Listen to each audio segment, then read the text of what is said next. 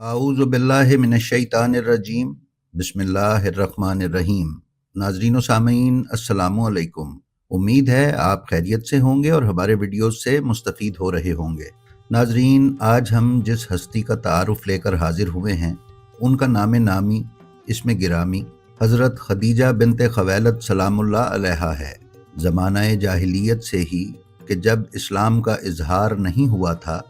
آپ کا لقب طاہرہ تھا۔ آپ رسول اکرم صلی اللہ علیہ وآلہ وسلم کی تصدیق کرنے اور اسلام لانے والی سب سے پہلی خاتون ہیں۔ کتاب بحار الانوار جلد 24 صفحہ 316 پر امام حسن مجتبیٰ علیہ السلام سے ایک روایت نقل کی گئی ہے، جس میں امام حسن مجتبیٰ علیہ السلام نے اپنے تمام تر کمالات کے باوجود خود کو حضرت خدیجہ سلام اللہ علیہا کی شبیہ قرار دیا ہے اور فرمایا ہے کہ میں حضرت خدیجۃ الکبریٰ سلام اللہ علیہا سے سب سے زیادہ شباہت رکھنے والا ہوں۔ بی بی کی والدہ کا نام فاطمہ بنت زید یا زائدہ بنت الاحلم ہے۔ بی بی کے والد جناب خویلد بن اسد عرب کے مشہور تاجروں میں سے تھے۔ ان کی وفات یا ان کے بوڑھے ہو جانے کے بعد ان کے کاروبار کا انتظام و انصرام بی بی نے سنبھالا اور نہایت کامیابی سے اسے چلایا۔ ناظرین، اس زمانے میں عرب کی تجارت کے حالات کچھ یہ تھے کہ وہاں کی زیادہ تر پیداوار کھجور، جانور جن میں کہ اونٹ اور گھوڑے سر فہرست تھے، جانوروں کی کھالیں،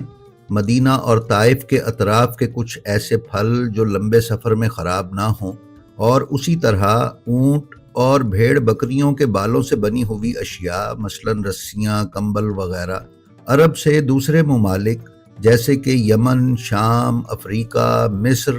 عراق وغیرہ لے جائے جاتے تھے، اور واپسی پر ان ممالک سے کھانا پکانے کا تیل،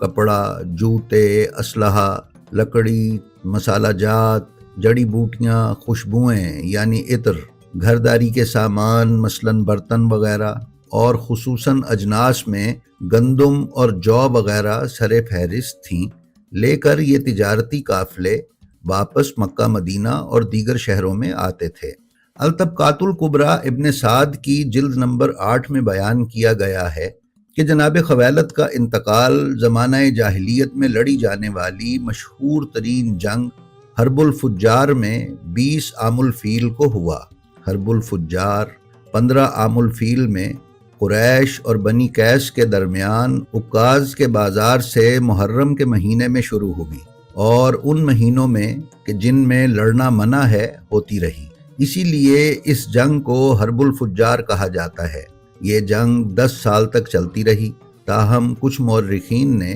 جناب خدیجہ سلام اللہ علیہا کی رسول اکرم سے شادی کے موقع پر جناب خویلد کے زندہ ہونے کو تسلیم کیا ہے اور بیان کیا ہے کہ رسول اکرم صلی اللہ علیہ وآلہ وسلم کا رشتہ جناب ابو طالب نے جناب خویلد سے طلب کیا تھا۔ ناظرین، بی بی خدیجہ سلام اللہ علیہا کی ولادت رسول اکرم کی بعثت سے 30 یا 40 سال پہلے ہوئی۔ ہم طبقات ابن سعد کی اس روایت کو درست مانتے ہوئے حضرت خدیجہ سلام اللہ علیہا کی عمر کا تعین کچھ یوں کرتے ہیں کہ رسول اکرم صلی اللہ علیہ وآلہ وسلم کی آغاز بعثت کے وقت رسول اللہ کی عمر اقدس 40 برس تھی۔ اگر حضرت خدیجہ سلام اللہ علیہا کی عمر اقدس 40 قبل بعثت ہے تو آپ رسول اکرم صلی اللہ علیہ وآلہ وسلم کی ہم عمر ہیں۔ اسی لیے ہم اہل تشیع اس نظریے کے معتقد ہیں کہ بوقت نکاح رسول اکرم کی عمر اقدس 25 برس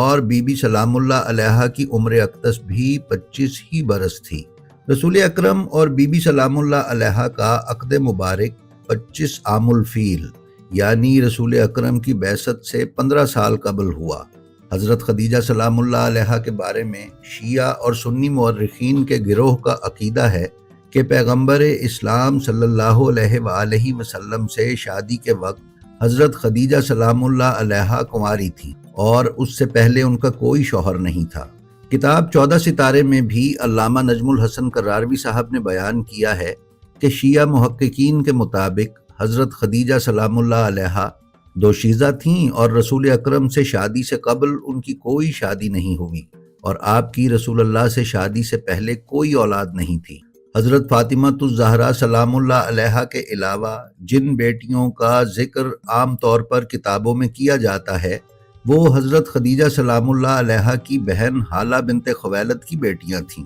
اور حضرت خدیجہ سلام اللہ علیہا کی کفالت میں ہونے کی وجہ سے رسول اکرم کی منہ بولی بیٹیاں کہلائیں۔ ان لڑکیوں کے نکاح اسلام آنے سے پہلے کی رسوم کے مطابق کفار میں کر دیے گئے۔ ناظرین، ویکیپیڈیا انسائکلوپیڈیا کے مطابق حضرت خدیجہ سلام اللہ علیہا رسول اکرم صلی اللہ علیہ وآلہ وسلم سے شادی سے پہلے ہی مومنہ تھی۔ روایت ہے کہ بی بی سلام اللہ علیہا نے حضرت محمد صلی اللہ علیہ وآلہ وسلم کے متعلق اپنے چچا زاد بھائی ورقہ بن نوفل سے دریافت کیا، اور پھر ورقہ ہی کے حوصلہ افزا جواب اور مشورے پر بی بی سلام اللہ علیہا نے رسول اکرم سے نکاح کی خواہش کا اظہار فرمایا۔ ورقہ بن نوفل کے بارے میں یہ کہا جاتا ہے کہ وہ کتب سابقہ کے عالم تھے اور اپنی جوانی میں توریت اور انجیل کے اصل نسخے پڑھ کر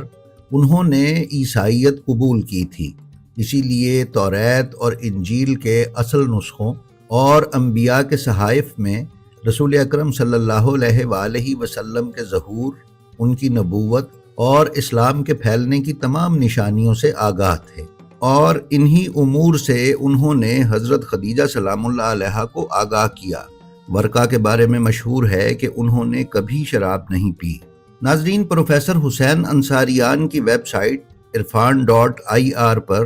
حضرت خدیجہ سلام اللہ علیہا پر ایک مضمون موجود ہے جس میں بی بی سلام اللہ علیہا کی حیات طیبہ کا ایک ایسا پہلو بیان کیا گیا ہے جو عمومی طور پر عام افراد کی نگاہوں سے اوجھل ہے۔ حسین انصاریان نے بیان کیا ہے کہ عزت و دولت کی مالک خدیجہ سلام اللہ علیہا علم و عرفان کی زندگی بسر فرما رہی تھیں۔ دنیا جہالت اور جاہلیت کے اندھیروں میں تھی، اور کتب سماوی اور آسمانی علوم کے درمیان سیدہ خدیجہ کی شمع حیات روشن تھی۔ آپ علمی مباحثے اور مناظرے فرمایا کرتی تھیں، اور آسمانی کتابوں کے جید علماء اور یہودیوں سے آپ کے علمی مناظرے جاری رہتے تھے۔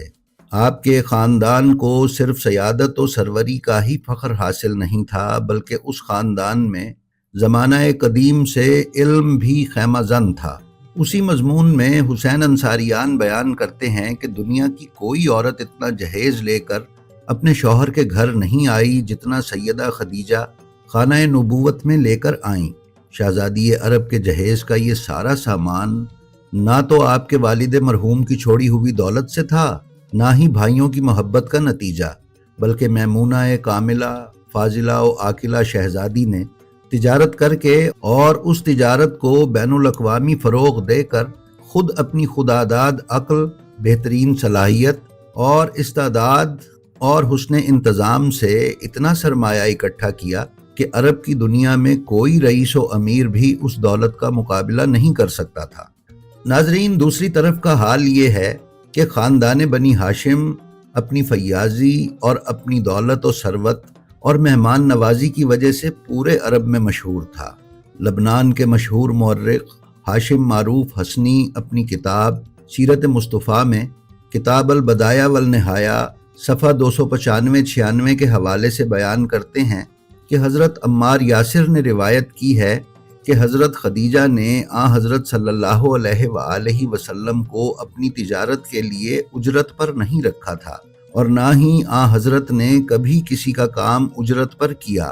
اس روایت کو ابن کثیر نے بھی اپنی تاریخ میں بیان کیا ہے۔ نیز جناب عمار کی طویل روایت، جس کا ہم نے صرف ایک جزو طوالت سے بچنے کی خاطر پیش کیا ہے، اس امر پر بھی دلالت کرتا ہے کہ رسول اکرم نے کبھی مکہ کے کسی فرد کے لیے اجرت پر بھیڑ بکریاں نہیں چرائیں۔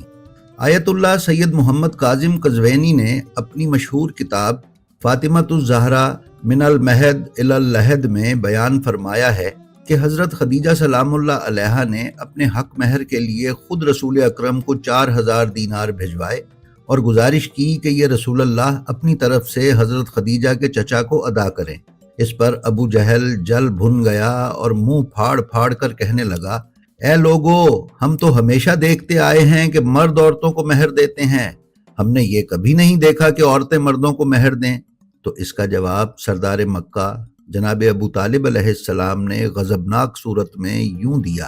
اے احمق، تجھے کیا، اور تو کیا کہہ رہا ہے؟ جوان محمد جیسا ہو تو اسے بیٹی بھی دی جاتی ہے اور ساتھ ہی اس کے حق مہر کے لیے خطیر رقم ہدیہ بھی کی جاتی ہے۔ اگر تجھ جیسا احمق ہو اور وہ بڑی سے بڑی رقم ہدیہ کرے تو وہ اس کے منہ پر مار دی جاتی ہے اور انکار بھی اس کا مقدر ہوتا ہے۔ لیکن بہرکیف ایک روایت کے مطابق جناب ابو طالب علیہ السلام نے رسول اکرم کا حق مہر اپنے مال سے ادا کیا تھا۔ علامہ صائم چشتی سنی حنفی اپنی کتاب البتول میں بیان کرتے ہیں کہ حضرت خدیجہ سلام اللہ علیہا نے رسول اکرم کی 25 سالہ رفاقت کے دوران ایک لمحہ بھی محبوب رب العالمین کو ناراض نہیں کیا۔ نیز علامہ صائم چشتی نے یہ بھی لکھا ہے کہ ایک مرتبہ جناب خدیجہ کی ہمشیرہ حالہ بنت خویلد نے رسول اکرم صلی اللہ علیہ وآلہ وسلم سے اندر آنے کی اجازت طلب کی تو رسول اللہ کو حضرت خدیجہ کا اجازت طلب کرنا یاد آ گیا اور آپ خوش ہو گئے۔ پھر آپ نے فرمایا: یا اللہ، یہ تو حالہ ہے۔ ام المومنین حضرت عائشہ صدیقہ رضی اللہ تعالی عنہا فرماتی ہیں کہ مجھے اس پر رشک آ گیا اور میں نے حضور کی خدمت میں عرض کیا کہ آپ قریش کی بوڑھیوں میں سے ایک سرخ چہرے والی بڑھیا کا ذکر کرتے رہتے ہیں، حالانکہ انہیں انتقال کیے مدت ہو چکی ہے، اور اللہ تعالیٰ نے آپ کو اس سے بہتر بیوی عنایت فرما دی ہے۔ اس پر حضور صلی اللہ علیہ وآلہ وسلم نے فرمایا: نہیں، ہمیں اس سے بہتر بدلہ نہیں ملا۔ اور پھر امام الانبیاء صلی اللہ علیہ وآلہ وسلم نے فرمایا کہ خدیجہ مجھ پر اس وقت ایمان لائیں جب اوروں نے کفر اختیار کیا، انہوں نے میری اس وقت تصدیق کی جب دوسروں نے میری تکذیب کی۔ خدیجہ نے اپنے مال میں مجھے اس وقت شریک کیا جب دوسروں نے مجھے مال خرچ کرنے سے روکا۔ اور پھر حضرت نے فرمایا کہ خدا تعالی نے مجھے خدیجہ کے بطن سے اولاد عطا فرمائی جبکہ دوسری کسی بیوی سے اولاد نہیں ہوئی۔ ناظرین، کتاب سیرت فاطمہ الزہرا میں آغا محمد سلطان مرزا دہلوی صفحہ 30 پر حافظ ابن عبد البر کی کتاب الاستیاب فی معرفت الاصحاب کے حوالے سے روایت کرتے ہیں کہ جناب رسول خدا فرمایا کرتے تھے کہ تمام دنیا کی عورتوں میں 4 عورتیں بہترین اور افضل ترین ہیں، یعنی خدیجہ بنت خویلد، فاطمہ بنت محمد، مریم بنت عمران اور آسیہ بنت مزاحم۔ علامہ نجم الحسن کراروی نے بیان کیا ہے کہ سن 7 بعثت میں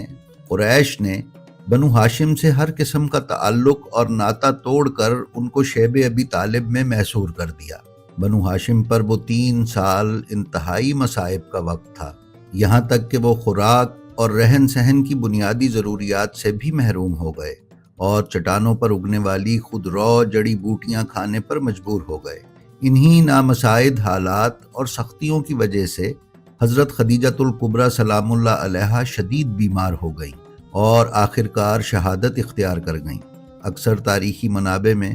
حضرت خدیجہ سلام اللہ علیہا کا سال شہادت بعثت کا 10واں سال یعنی ہجرت مدینہ سے 3 سال پہلے قرار دیا گیا ہے۔ انہی ماخذ میں شہادت کے وقت آپ کی عمر 65 سال ذکر کی گئی ہے۔ ابن عبد البر کا کہنا ہے کہ خدیجہ سلام اللہ علیہا کی عمر بوقت شہادت 64 سال 6 ماہ تھی۔ ناظرین، کتاب امہات المعصومین میں آیت اللہ العظمی سید محمد حسینی الشیرازی نے امالی شیخ طوسی کے حوالے سے بیان فرمایا ہے کہ حضرت امام جعفر صادق علیہ السلام سے روایت ہے، جنہوں نے فرمایا کہ جب حضرت خدیجہ سلام اللہ علیہا کی شہادت ہوئی تو حضرت فاطمہ سلام اللہ علیہا رسول اللہ صلی اللہ علیہ وآلہ وسلم کے ساتھ لپٹ کر ان کے گرد گھوم کر کہتیں: اے بابا جان، میری ماں کہاں ہے؟ آپ نے فرمایا کہ جبرائیل علیہ السلام نازل ہوئے اور آپ صلی اللہ علیہ وآلہ وسلم کی خدمت میں عرض کی کہ پروردگار کا حکم ہے کہ فاطمہ علیہ السلام کو میرا سلام کہو اور ان کو یہ بتاؤ کہ آپ کی والدہ یاقوت، زبرجد اور مروارید کے موتیوں کے گھر میں ہے، جس کی چھت سونے کی جبکہ ستون سرخ یاقوت کے ہیں، اور وہ آسیہ اور مریم بنت عمران کے درمیان جنت میں ہے۔ حضرت فاطمہ الزہرا سلام اللہ علیہا نے یہ سنا تو عرض کی کہ بے شک اللہ تعالیٰ کی ذات سلام ہے، اسی کی ذات کی طرف سلامتی ہے اور اسی کی طرف سلام ہے۔